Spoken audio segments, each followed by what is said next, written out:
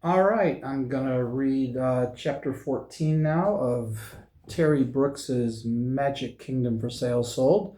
I know I just read this a couple videos ago, but I'm really enjoying this. So, chapter 14 is called Crystal, just so you can see. And I'm gonna do it without my extra light. Let's see if I can read in this light. I should be able to.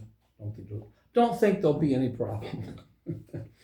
I'll put in the description other things that I'm reading, including my narration of my D&D novels, Forestera's Fate. That those are not videos of me reading them. I'm narrating them, but it's a blank screen. It's not like this. So, and that was from a couple years ago, a few years ago actually. All right, chapter 14, Crystal. I forget what this is about. It was nearing mid-morning when Ben and his companions finally ended their flight. Ben and his companion. Okay. They were safely out of the Melkor by then, well below the shadowed, misted cliffs and defiles. Defiles? Misted cliffs and defiles. Back within the foothills from which the Gahom gnomes had originally been taken. The gnomes had long since disappeared. The crag trolls appeared to have lost interest in the matter. The gnomes had long since disappeared. The crag trolls had lost interest in the matter, and there no longer seemed to be any reason to continue running. Okay. Make no mistake, Ben thought, lowering himself gingerly to rest his back against an oak trunk. They had been running. It was an ignominious admission. It would have been far more satisfying to couch their flight in terms of making an escape or some such. But the truth of the matter was that they had been running for their lives. Willow, Quester, Abernathy, and the kobolds gathered about him, seating themselves in a circle on a patch of wintry sawgrass, colored a faint pink. Clouds rolled overhead in a thick blanket of gray, and the smell of rain was in the air. They ate a brief meal of leaves and stalks from bonny blues that grew close at hand, and they drank the water of a spring that ran down out of the mountains. They had nothing else to eat or drink. All of their possessions, horses included, had been lost to the trolls. Ben chewed and sipped disinterestedly and tried to gather his thoughts. He could argue the relative merits of the matter until the cows came home, but things were not going well for the ruler of Landover. I guess I'm going to need the light. I think it's just going to help if I use it. Just not bright enough in here, I guess. All right.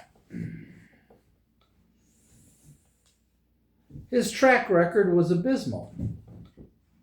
I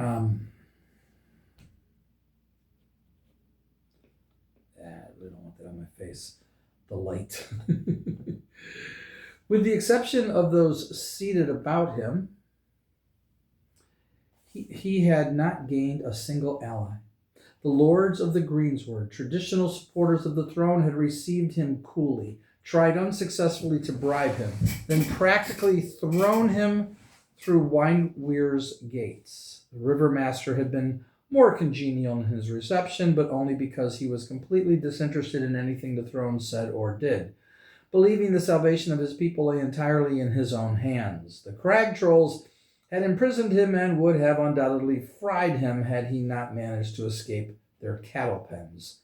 Thanks, thanks, he reminded himself. Thanks, he reminded himself, not to anything he had done, but to Willow's perseverance and to a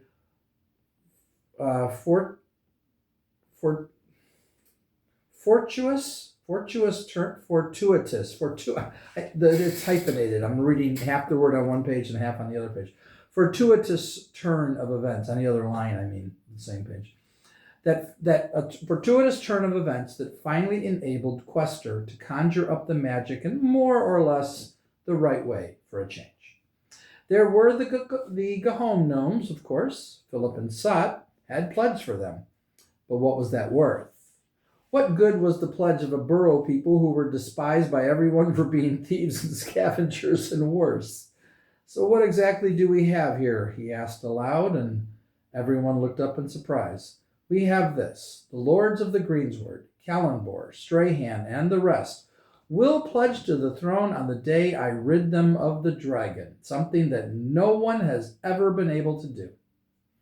The river master will pledge to the throne on the day that I gain the promise of the lords of the greensward and various others to cease pollution of his lands and waters and to work with him to keep the valley clean. Fat chance. The crag trolls will pledge to the throne on the day I can walk back into the Melkor without fear of being offered up for roast beef. Good luck there as well. He paused. I'd say that about covers the situation, doesn't it? No one said anything. Quester and Abernathy exchanged uncertain glances. Willow looked as if she did not understand, which indeed she might not, he conceded. The kobolds stared at him with their bright, knowing eyes and grinned their needle-sharp smiles. He flushed with a mix of sudden embarrassment and anger. The truth of the matter is, I have made absolutely no progress whatsoever. 0, nil, zip. Any arguments? He hoped someone would try. Quester obliged him. Hi, Lord, I think you are being entirely too hard on yourself. Am I? What part of what I said was untrue? Quester thews. What you said was true as far as it went, High Lord, but you overlook an important consideration to your appraisal. I do? What consideration is that? Quester held his ground. The difficulty of your position. It is not easy to be king of Landover under the best of circumstances. The others nodded in agreement. No, Ben shook his head at once. I can't accept that. I can't blame this on the circumstances. You take the circumstances as you find them and make the best of them. Why do you think that you have not done this, Ben? Willow wanted to know. The question confused him. Because I haven't. I couldn't persuade the lords of the greensward or your father or those damned trolls to do any of the things that I wanted them to do. I almost got us killed back there with the trolls. If you hadn't followed us, and if Quester hadn't managed to get his magic working, we would probably all be dead. I would not make too much out of any help you gained from my magic, Quester muttered softly, owlish face twisting uncomfortably. You did succeed in freeing the gnomes, High Lord, Abernathy reminded him stiffly. His brown eyes blinked. I personally consider it wasted effort, but such value as their lives might hold is owed now entirely to you. You were the one who insisted that we take them with us. The others nodded once more. Ben glanced from face to face, frowning. I appreciate the vote of confidence, but I think it's misplaced. Why don't we just accept what we all know? I'm just not doing the job. You are doing the best that you can, High Lord, Quester replied at once. No one can ask anything more. Nor do anything more, Abernathy added. But maybe someone else can do more, Ben declared pointedly. Maybe someone else should. High Lord, Abernathy rose stiffly. He pushed his glasses back on his long nose and his ears cocked back. I have been scribed to the throne for more years than you have lived. Perhaps that is difficult to realize given my present form. He cast a withering glance at Quester. But I ask you to accept my word nevertheless. I have witnessed kings of Landover come and go. The old king and many, and those... man, my eyes. And those many who followed after him. I have observed them all in their attempts to govern. I have seen them exercise their wisdom and their compassion. Some have been capable, some have not. His right paw pointed dramatically. But I will tell you now, High Lord, that none, not even the old king, have ever shown more promise than you. He finished and sat back on his haunches slowly. Ben was stunned. He would not have expected in his wildest dreams to receive such a ringing endorsement from the cynical scribe. He felt Willow take his hand. Ben, you must listen to him. The part of me that is my mother senses something very special about you. It tells me that you are different. I think that you are meant to be king of Landover. I think no one else should even try. Willow, you cannot make that judgment, he started to tell her, but a sudden hissing from the kobolds cut him short. They spoke between themselves a moment, and then Bunyan said something quickly to Quester. The wizard looked at Ben. The kobolds agree with the sylph. There is something different about you, they feel. You show courage and strength. You are the king they wish to serve. Ben sagged back weakly against the tree trunk, shaking his head reprovingly. What do I have to do to convince you that you are mistaken about me? There is nothing different about me, nothing special, nothing that would make me a better king than the next guy. Don't you see? You're doing the same thing I did when I took the kingship. You're deceiving yourselves. This may be a fantasy kingdom on paper, but it is real enough in the flesh, and we have to accept the fact that no amount of wishing or make-believe is going to solve its problems. No one responded. They stared at him silently. He thought about saying something further to persuade them, but decided against it. As my cat's making noise in the litter box. There wasn't anything else worth saying. Finally, Quester wrote, let's shut this cat up. My goodness. He can be so annoying. All right. I'm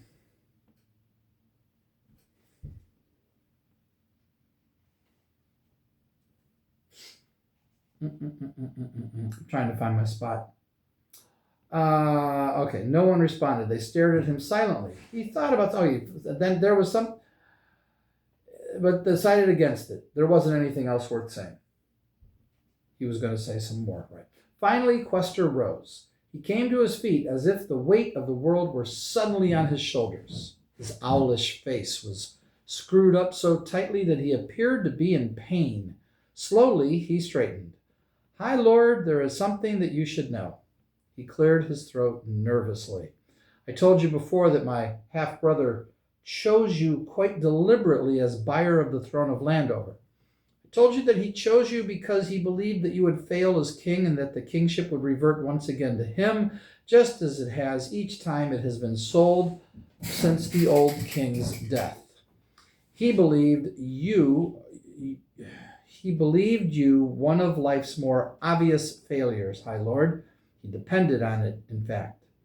Ben folded his arms defensively across his chest. And I guess he won't be disappointed when he discovers the way things are working out, will he? Quester cleared his throat again, shifting his weight uncomfortably. As it happens, High Lord, he knows exactly how things are working out, and he is extremely disappointed. Well, frankly, Quester, I don't give a... Ben stopped short. He stared hard at the other man. What did you say? Did you say he knows how things are working out? Exactly how they're working out? He came to his feet and faced the wizard. How can that be, Quester? His magic doesn't reach into this world anymore, does it? You said he couldn't take anything with him when he left Landover except the medallion. Everything else had to be left behind. If that's so, then how does he know what's happening back here? Quester was eerily calm, his face composed like a death mask. I tell him what is happening, High Lord, he said quietly. There was an endless silence. Ben could not believe what he had just heard. You tell him? He repeated in astonishment. I must, High Lord. Quester's eyes dropped. It was the bargain I made with him when he departed Landover with the old king's son. I could be court wizard in his absence, but I had to agree to report to him on the progress of the would-be kings of Landover sent over from your world.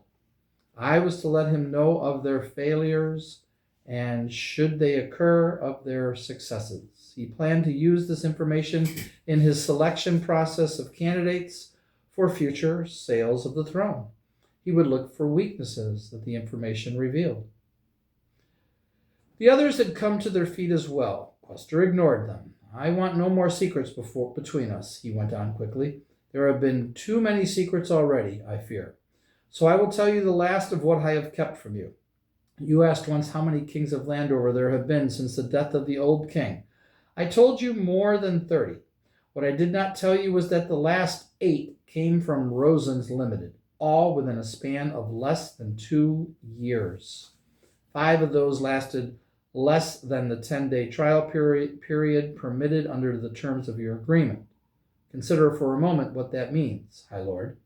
It means that 5 times, at least, the store would have had to refund to the customer the money paid. 5 times my half-brother would have lost his sale. $1 million each time. $1 million each time, High Lord. Bad publicity, bad business. I think that neither the store nor my brother would have tolerated such losses. That suggests to me the losses were never discovered. I think that most, if not all, of those sales were kept hidden from the store. And I think that the subsequent dissatisfaction of the customers was covered up in the most expeditious way possible. He paused deliberately. Quester, what are you saying? Ben whispered. That were you to use the medallion now to return to your own world, High Lord, you would find your money gone and your life expectancy shortened considerably. Abernathy was furious, his muzzle drawn back to reveal all of his numerous teeth. I knew you were not to be trusted, Quester Thews, he growled ominously. Ben brought his hand up quickly. No, wait a moment. He didn't have to tell me this. He chose to do so freely. Why, Quester? The wizard's smile was strangely gentle. So that you would know how much I believe in you, High Lord Ben Holliday. High Lord Ben Holliday. The others have argued their belief persuasively and eloquently, but you appear unwilling to listen. I am hoping that this admission to you will accomplish what they apparently have not, and make you believe in yourself. I think you, the king that Landover has waited for. I think that my half-brother fears this as well.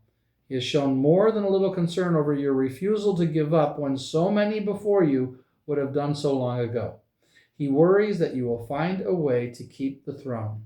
He is frightened of you, High Lord.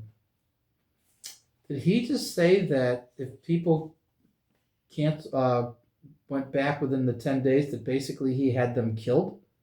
I think that's what he just said. I'm not quite sure on if that was what he meant, so that he didn't have to give back the money.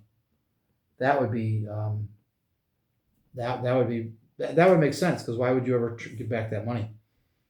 The 10-day, hey, you can just come back in 10 days. Sounds too good to be true. Willow seized Ben's arm tightly. Listen to him, Ben. I believe him. Quester sighed wearily. I had what I believed to be good reason for doing as my half-brother asked. I would not have been given the position of court wizard had I refused. I knew that I could do nothing to help the land if the position were not mine. I believed that the help I could give as court wizard would... I'd never really noticed that that's what I think he was saying, that they had them killed. As court wizard would outweigh any damage my reports might do. It was not until just recently that I began to surmise the fate of those who had purchased the kingship and failed to stay on. By then it was too late to help them. Yeah. His voice broke. My half-brother made a further bargain with me, High Lord, a bargain that I am ashamed to admit. I could not bring myself to refuse. I'm ashamed to admit I could not bring myself to refuse. His books of magic, the secrets of the conjuring acquired by wizards since the dawn of the land, are concealed within the kingdom. Only he knows where. He could not take them out with him, and he has promised them to me. Each time a new king fails, he gives me a bit more of the magic with which to work. I do nothing to aid his plan, High Lord, but the need for the magic is an irresistible lure. Bits and pieces aid me in my learning. I know that he will never give the books to me. I know that he uses me as his pawn. But I believe that sooner or later he will say one word more than he should, or give up one secret too many, and I will be able to find the books without him and use them to put an end to him. The owlish face twisted sharply in on itself, lines cutting to the bone. I let myself be used, High Lord, because I saw no other way. My intentions have always been good ones. I want this land restored to what it was. I would do anything to achieve that. I love this land more than my own life. Ben studied him silently, conflicting emotions washing through him. Willow still grasped his arm, her fingers insistent, their pressure telling him that she thought Questor spoke the truth. Abernathy still looked wary. The kobold stood mute beside him and he could read nothing in their dark faces. He looked back again at the wizard. His own voice was rough. Questor, you suggested to me more than once that I could use the medallion to return safely to my own world. It was necessary that I test the depth of your commitment, High Lord, the other whispered fiercely. It was necessary that you be given the choice. And if I had elected to use the medallion...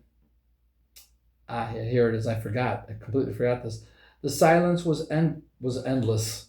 The silence was endless. I would like to believe, High Lord, that I would have stopped you. There were sudden tears in the other's eyes. Ben read the mix of shame and hurt reflected there. I would like to believe so too, Questor, he said softly. He thought a moment, then put his hand on the wizard's shoulder. How do you communicate with Meeks, Questor? How do you speak with him? Questor took a moment to compose himself, then dug into the folds of his clothing and pulled something free. Ben stared. It was the crystal that Questor had been wearing when Ben had first crossed into Landover. Ben had all but forgotten it. He had seen it several times since, but had never given it more than a passing thought. The crystal is his, High Lord, Questor explained. He gave it to me when he departed Landover. I warm it with my hands, and his face appears within it. I can speak with him then. Ben studied the crystal wordlessly for a moment, looking into the depthless facets, peering through the rainbow of colors that shimmered within. The crystal hung from a silver chain fastened to a ring screwed into its apex. He looked at Questor. Has Meeks any other source of contact with Landover? The wizard shook his head. I think not. Ben hefted the crystal experimentally. Do you have enough faith in me to give the crystal up, Questor? He asked, his voice almost a whisper. The crystal is yours, High Lord, the wizard replied at once. Ben nodded and smiled faintly. He passed the crystal back to Questor. Summon Mr. Meeks for me, would you, please? There was a moment's hesitation, and then Questor placed the crystal within his palms and cupped them together. Willow, Abernathy, and the kobolds pressed close. Ben felt his heart race. He had not expected to encounter Meeks so soon again, but now that it was about to happen, he looked forward to it eagerly. Questor opened his palms carefully and picked the crystal up by its chain. Meeks peered out of the crystal's center, surprise mirrored in his sharp eyes. Ben bent down so that his eyes were even with those of Meeks. Good day, Mr. Meeks, he greeted. How are things in New York? The craggy old face went dark with anger, the eyes baleful as they stared back. Ben had never seen such hatred. Don't feel like talking? Ben smiled his best courtroom smile. Can't say I blame you. Things aren't working out all that well for you, are they? Are they? The black-gloved hand came up in warning as Meeks tried to say something. No, don't bother answering, Ben cut him short. Nothing you have to say would interest me. I just want you to know one thing. He took the crystal from Questor and held it up before him. The smile disappeared. I just want you to know that the wheels are about to come off your wagon. And he carried the crystal to a stand of rocks that jutted through the earth of a nearby hillside and smashed the orb against them until it was reduced to fragments. He ground the fragments into the earth with his boot. Goodbye, Mr. Meeks, he said quietly. He turned. His companions were watching him, standing in a knot where he had left them. He walked slowly back to where they waited. Their eyes remained riveted on him. I guess that's the last of Mr. Meeks, he offered. It appears that we are back to square one. High Lord, please allow me to say something, Questor asked. He was agitated, but he composed himself. High Lord, you cannot give up. He glanced awkwardly at the others. Perhaps I have lost everyone's trust because of what I have done. Perhaps it would be best if I were to go no further with you. I accept that. But you, at least, must go on. Abernathy, Bunyan, Parsnip, and Willow, too, will stay with you. They believe in you, and they are right to do so. You have the wisdom, compassion, strength, and courage of which they spoke. But you have something else, High Lord Ben Halliday. You have something that no other king of Landover has shown for many a year, something a king of Landover must have. You have determination. You refuse to quit when another man would. A king needs that quality most of all. He paused, his stooped form straightening. I did not lie when I told you that my half-brother sees that determination in you and is frightened by it. He shook his head admonishingly. Do not quit now, High Lord. Be the king that you have wished to be. He had finished, and he waited for Ben's response. Ben glanced at the others, at Willow, the fire in her eyes, a reflection of more than her trust, at Abernathy, sardonic and weary, at Parsnip and Bunyan, their monkey faces sharp and cunning with hidden knowledge. Each face was like an actor's mask in some bizarre piece of theater, and the play a thing not yet finished. Who were they really, he wondered, and who was he? Suddenly, he was a lifetime away from everything that had come before his journey into this strange world. Gone were the corporate high-rises, the lawyers, the judicial system of the United States of America, the cities, the governments, the codes, and the laws. It was all gone, everything that had ever been. There was only what never was: dragons, witches, fairy creatures of all sorts, castles and knights, damsels and wizards. I haven't seen the damsels yet, I'm just saying. I guess unless you call Willow a damsel. Things of magic and things of enchantment. He was starting life over, and all of the rules were new. He had jumped into the abyss, and he was still falling. Quite unexpectedly, he started to grin. Quester, I have no intention of quitting. The grin broadened.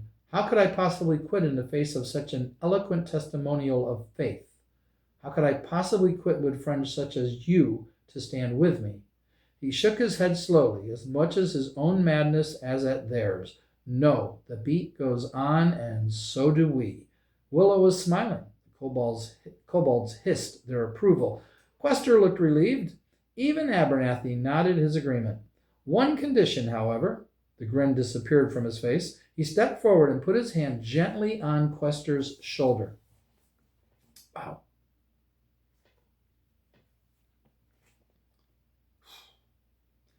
We stand together and we finish together. What's past is past, Quester. We need you with us. The wizard stared at him in disbelief. High Lord, I would do anything you asked of me, but I cannot. He glanced at the others self-consciously. A vote, Ben called out at once. Does Quester go with us? Bunyan? Parsnip? The kobolds nodded. Willow? The sylph nodded as well. He paused and looked at Abernathy. Abernathy? Abernathy faced him silently and made no gesture either way. Ben waited. The scribe might have been chiseled out of stone. Abernathy? He repeated softly. The dog shrugged. I think he knows less about character than he does about magic, but I also think he meant no real harm. Let him come. Ben smiled. Well done, Abernathy, he commended. We are a company once more. He looked at Quester. Will you come with us? Flushing, a smile tugging at the corners of his mouth, the wizard nodded eagerly. Yes, High Lord, I will. Ben glanced at each of them in turn, thinking momentarily that they were all nuts, then turned to study the sky. The sun was a fuzzy white glow through the mist and clouds, its center directly overhead. It was nearing midday. I suppose that we had better be going then, he said. Abernathy's teeth clicked sharply. Going where, High Lord? He asked hesitantly. Ben came up to him and put his hands on the dog's furry shoulders. He glanced conspiratorially at the others. Where I told the crag trolls we were going, Abernathy, where we should have been going all along. The scribe stared at him. And where is that, High Lord? Ben smiled solemnly. To the deep fell, Abernathy. To Nightshade. So, Deep Fell is the next chapter. Man, if for those of you who are listening, if you're not loving this book, I'll be very surprised. This is one of the coolest books I've ever read. It's just so well done. The character development, even the kobolds. The parsnip is mainly the guy who cooks, and Bunyan's mainly the guy who makes sure nothing comes out of the woods and kills Ben. Can take out anything. This powerful kobold who looks like a monkey. I just love these characters, and I get more and more attached to them each time I read. I think Quester Thews is just a great character, and now we see why he's a bumbling wizard, because he doesn't know all of the magic. He's been learning a little bit at a time. It's just a great story. Hope you enjoyed it, and I'll be back for chapter 15 soon. Bye bye.